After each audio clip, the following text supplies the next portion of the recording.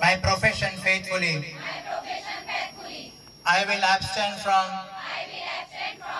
whatever is deleterious and mischievous. I not take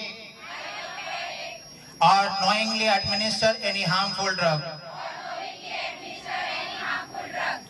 I shall do all in my power to maintain and elevate the standard of my profession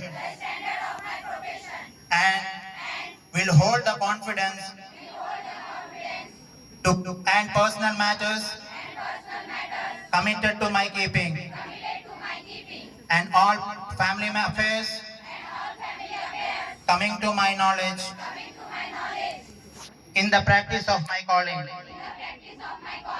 With loyalty, I will endeavor to aid the physician in his work and devote myself to the welfare of those committed to my care.